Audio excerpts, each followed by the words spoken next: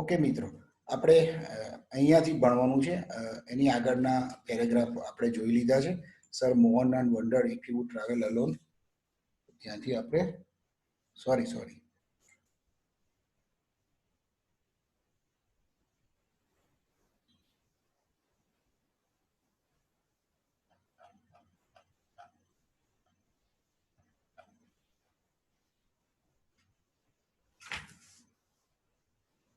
we have to start from here.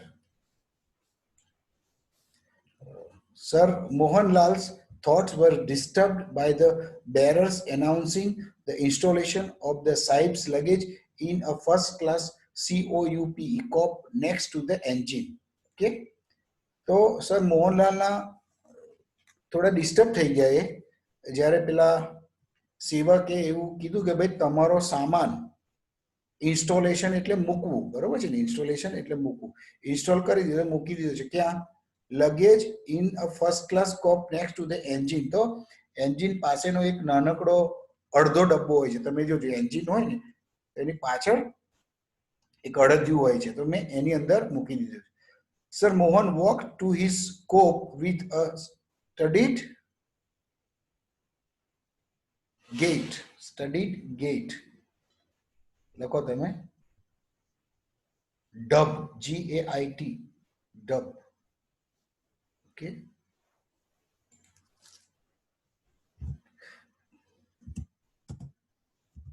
તો મોહનલાલ એમનો જે પેલો અડધો ડબ્બો હતો એ એની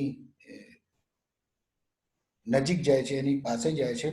આમ પાછું આમ ચાલ બાલ જાણે આમ ફોરેનર હોય ને એવી ડબથી ચાલતો જાય છે.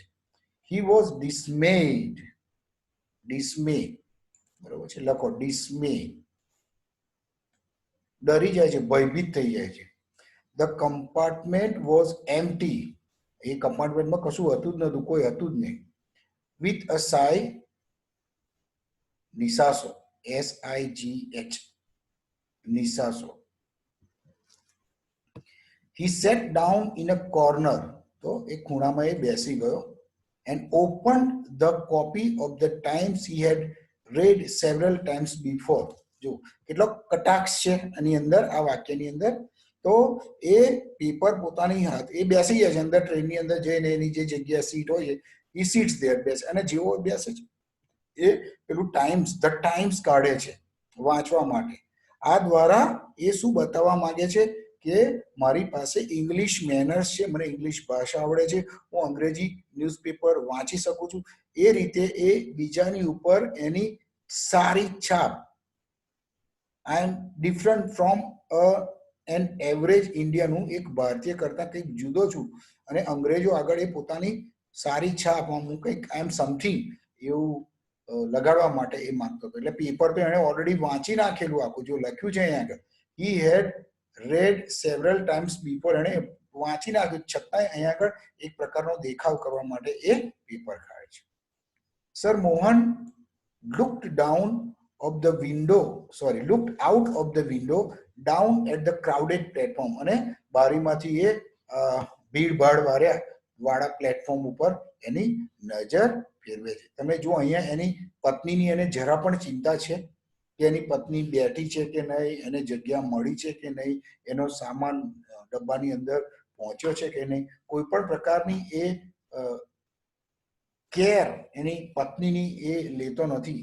અને એ કારણ કે સામાન્ય જે ભારતીય હોય એ પોતાના કુટુંબીજનોની, પોતાની પત્ની, બાળકો મુસાફરી દરમિયાન એ કાળજી રાખતો હોય, પણ અહીંયા આપણને વિપરીત સ્વભાવ, વિપરીત પ્રકારનું વર્તન જોવા મળે છે. His face lit up as he saw two English soldiers trudging along, looking in all the compartments for room. His face lit up, એના ચહેરા પર આમ લાલી આમ ખુશી થઈ ગઈ. કેમ? કારણ કે બે અંગ્રેજ સૈનિકો એ તરફ આવી રહ્યા હતા, બરોબર? Trudging along, looking in all the compartments for room, તો એ આગળથી દરેક કમ્પાર્ટમેન્ટની અંદર આમ ડોક્યા કરતા કરતા આવતા હશે કઈ જગ્યા છે કે નહીં જગ્યા છે કે આપણે ઘણી વખત ટ્રેનમાં મુસાફરી કરીએ ને તો બહારથી જ જોતા જોતા જ કઈ જગ્યા દેખાય છે બારીમાંથી એવી રીતે એ આવતા હતા એટલે મોહનલાલ ખુશ થઈ જાય કે હા બે ઇંગ્લિશમેન આવે છે આપણને એમની જોડે આમ વાતો કરીશું ને સોટા પાડીશું ને વગેરે વગેરે. They had their haversacks slung behind their backs અને એમના બે થેલા હતા એ થેલા ક્યાં લટકાયેલા હતા એમના ખભા ઉપર. પેલા તમે મિલિટરીના માણસો જોયા છે આમ મોટા હેવરસેક્સ હોય છે મોટા થેલા હોય એની અંદર બધું બોલ તમે જે કોલેજમાં લઈને આવો છો એ નાના છે પણ આ હેવરસેક્સ બહુ મોટા હોય છે ઘણા લાંબા હોય ઘણી બધી વસ્તુ એની અંદર તમે સમાવી શકો.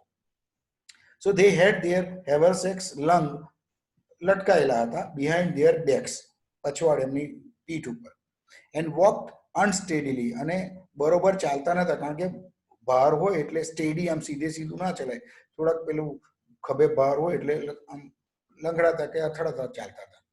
Sir Mohan decided to welcome them એટલે મોહનને એવું થયું કે ભાઈ આપણે એમનું સ્વાગત કરીશું એમને બોલાવીશ. Okay even though they were entitled only to travel in second class ખરેખર જે આર્મી મેન હોય એમને બીજા વર્ગમાં જ મુસાફરી કરવાની હોતી હોય છે. ફરી વાંચું છું even though they were entitled only to travel in second class અને એમને ફક્ત સેકન્ડ ક્લાસની અંદર જ મુસાફરી કરવાનો અધિકાર હતો. એ જાણે છે મોહનલાલ તોય એ ઈચ્છે છે કે પેલા એના ફર્સ્ટ ક્લાસના ડબ્બામાં આવીને બેસે. શું થાય છે આપણે પાછળ જોઈએ છીએ. He would speak to the guard એટલે એ ગાર્ડને વાત કરશે એમને બેસાડવા માટે. He would speak to the guard. One of the soldiers came up to the last compartment. એમાંનો એક સૈનિક છે છેક છેલ્લા ડબ્બા સુધી આવ્યો બરોબર શોધતા હતા જગ્યા શોધતા હતા એટલે જગ્યા શોધતા શોધતા એ છેલ્લા કમ્પાર્ટમેન્ટ સુધી આવે છે. And stuck his face through the window અને બારીમાંથી એનું ડોક્યું કરે છે જુએ છે. He surveyed એટલે આમ એક નજર મારી લેવી સર્વેક્ષણ કરી લેવું શું પરિસ્થિતિ છે. He surveyed the કમ્પાર્ટમેન્ટનું સર્વે કરી લીધું and noticed the unoccupied berth. Unoccupied એટલે ખાલી લખજો unoccupied berth એટલે બેસવાની જગ્યા unoccupied berth બરાબર છે.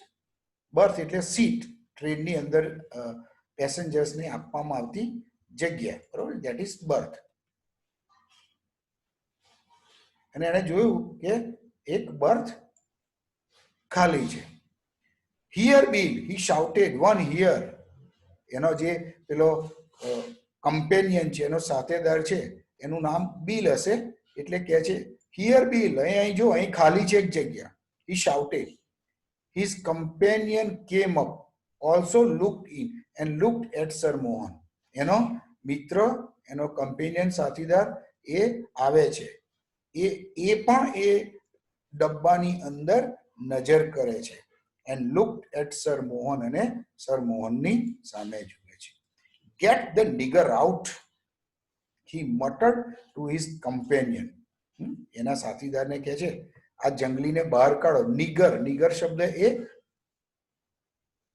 નિગ્રો માટે વપરાતો શબ્દ છે અને એ એક કેવું ગાઢ જેવો છે અપશબ્દ જેવો છે.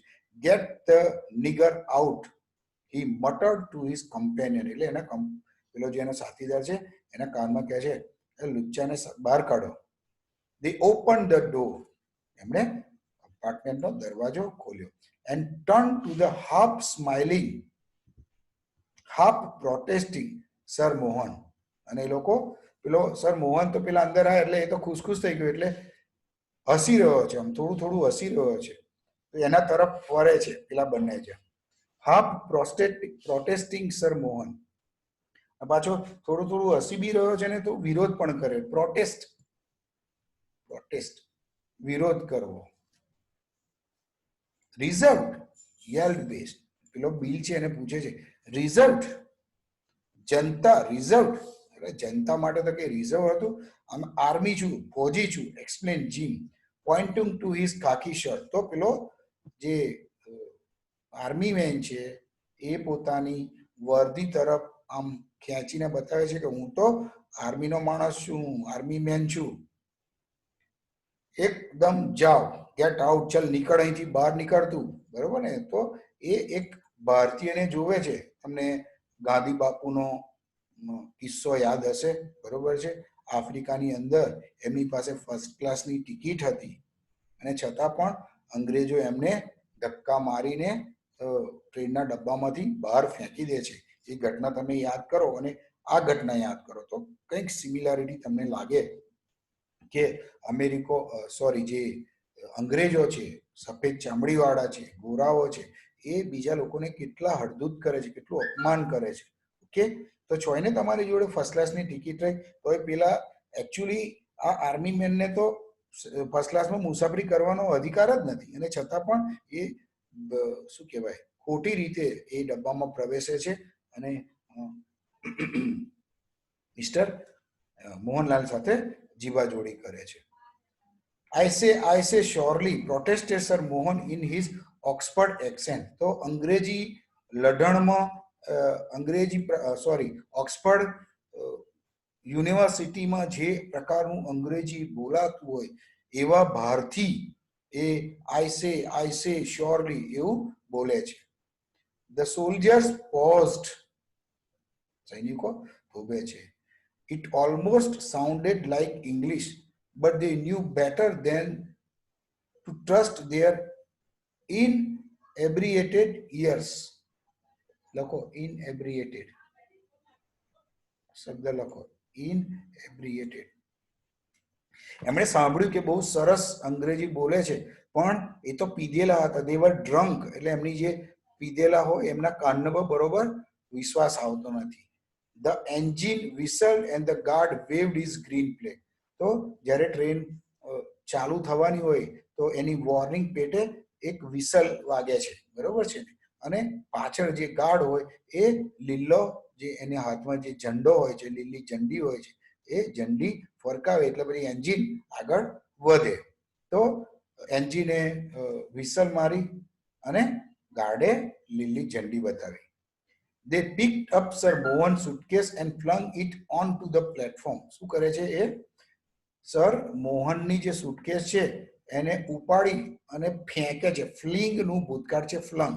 ફ્લિંગ એટલે આમ ફેંકી દેવું ઉચકીને. They picked up એટલે ઉચકવું. picked up Sir Mohanlal's suitcase. એમણે મોહનની સુટકેસ ઉચકાઈને ઘા કરી દીધો. ક્યાં? પ્લેટફોર્મ પર. Then followed his thermos flask. પછી એની જોડે થર્મોસ હતું. થર્મોસ તમને ખબર છે, આપણે ચા કે કોફી કે દૂધ ગરમ રાખવા માટે આપણે થર્મોસમાં મૂકીએ છીએ. પછી એનું બેડિંગ હતું, એનો બિસ્તરો હતો, એ ફેંકે છે. એન્ડ ધ ટાઈમ્સ, બહુ જ ટાઈમ્સનો પણ ઉલ્લેખ કર્યો. ઓકે, તો આ બધી વસ્તુ એના ડબ્બાની બહાર ફેંકી દે. Sir Mohan was લિવિડ with રેજ. લાલ ચોર થઈ જાય છે ગુસ્સાથી. કોણ? Mohanlal. Presbyterus, he shouted, hoarse with anger. કર્કશ અવાજથી બોલે છે. આ તો ખોટું થયું, બરોબર છે ને? બુદ્ધિથી જુદું તમે મૂર્ખામી ભર્યું કામ કરી રહ્યા છો. I will have you arrested. Guard બૂમો પાડે છે. ભાઈ ગાર્ડ છે, હું તમને પકડાવી દઈશ, તમારી અરેસ્ટ કરાવી દઈશ. Bill and Jim paused. પેલા બે સોલ્જર્સ છે, આર્મી મેન છે, થોભે છે. It did sound like English. અંગ્રેજી જેવું લાગતું હતું. But it was too much of the kings for them. એમને તો આમ શું કહેવાય, અંગ્રેજી કોઈ માણસ અંગ્રેજ બોલતો એવું લાગ્યું. But it was too much of the kings for them. પણ એમના માટે એ વધારે પડતું હતું. Keep your ruddy mouth shut. Keep your ruddy bloody. તારું મોં બંધ કર. And Jim struck Sir Mohan flat on the face. અને એક મુક્કો માર દીધો. The engine gave another short whistle and the train began to move. ફરી વખત એન્જિનમાંથી એક નાનકડી વિસલ વાગી, હોર્ન વાગ્યો અને ટ્રેન ધીમે ધીમે ચાલવા માંડી. The soldiers caught Sir Mohan by the arms. પેલા સૈનિકોએ બાવડામાંથી એને પકડી લીધો. આર્મ્સ એટલે બાવડું. And flung him out of the train. અને ઉચકીને ટ્રેનમાંથી બહાર એને ફેંકી દીધો. He reeled backward. રીલ એટલે ગબડવું, ગોળ ગોળ ગોલટિયા ખાવા. Okay, he reeled backward, tripped on his bedding and landed on the suitcase. પડ્યો એટલે ગબડતો ગબડતો બેડિંગ પર અને પછી સુટકેસ પર પડ્યો. ટોડલ ડુ બાય, પેલા એમને કહે છે by. Keep your Sir Mohan's feet were glued to the earth. Sir Mohan's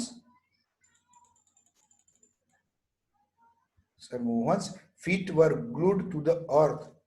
મોહનલાલના પગ જાણે કે ગુંદરથી જમીન પર ધરતી પર ચોંટી ના ગયા હોય. And he lost his speech. આ જે ઘટના એની સાથે ઘટીને એનાથી એને ભયંકર અપમાન લાગ્યું છે, કારણ કે એ તો પોતાની જાતને કેરકા ઇંગ્લિશમેન સમજતો હતો, બરોબર છે. અને જે રીતે એને બહાર ફેંકી દેવામાં આવ્યો, બધું બેડિંગ અને એનો માલ સામાન, એની સુટકેસ, એનું થર્મોસ, ઓકે, તો એનાથી એ સ્તબ્ધ બની જાય છે. Sir Mohan's feet were glue એટલે ગુંદર, to the earth and he lost his speech. મોંમાંથી કશું બોલી શકાતું નથી, ટ્રેન તો ઉપડી ગઈ. He started at the lighted windows of the train going past him in quickening tempo. શું જોવે છે? એની સામેથી ફટાફટ આમ ધડ ધડ ધડ ટ્રેનના ડબ્બા જાય છે અને એની જે વિન્ડોઝ, લાઇટેડ વિન્ડોઝ એ એના દેખાય છે. ક્વિકનિંગ ટેમ્પો, બહુ ઝડપથી. The tail end of the train appeared with a red light. અને એને જ્યારે ટ્રેન પસાર થઈ જાય છે ત્યારે એની પાછળની લાલ લાઈટ, તમે જોયું હશે કે ટ્રેન પૂરી થઈ જાય છે પ્લેટફોર્મથી છેલ્લો ડબ્બો, એની પાછળ લાલ લાઈટ હોય છે.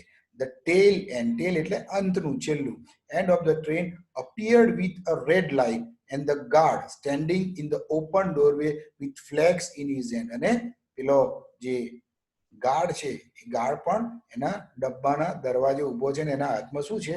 પેલી ઝંડીઓ છે.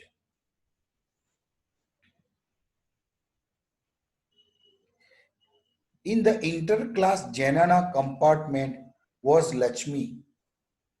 લક્ષ્મી એની પત્ની છે, એ ક્યાં છે? જનાના લેડીઝ કમ્પાર્ટમેન્ટમાં છે. ઓન ફેર એન્ડ ફેટ, કેવી છે? રૂપાળી તો છે પણ સાથે સાથે જાડી છે. On whose nose the diamond nose ring glistened against the station lights.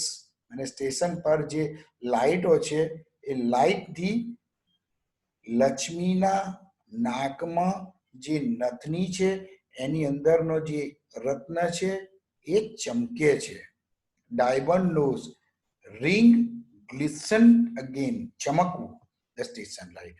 Her mouth was bloated with betel salvia. Okay,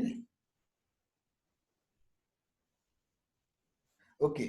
Her mouth was bloated with betel salvia. પાન ખાધું હોય એટલે મોઢામાં શું હોય? બધી પેલું થૂક આવ્યું હોય બધું લાલ લાલ. In mouth was bloated with betel salvia that she had been storing up to spit. એટલે એને મોંમાં બધું પેલું લાલ કાથો હોય ને એ બધો ભેગો કરવો પણ, કારણ કે થૂકવાની જગ્યા હોય તો થૂકે ને. ઓકે, એટલે એને સ્ટોર કર્યું હતું to spit as soon as the train had clear the station. એટલે એ પાન જે ચાલતી હતી તો એની અંદરનો જે બધું થૂક હતું, લાલ કલરનો કાથો હતો, એ બધું મોઢામાં ભરેલું.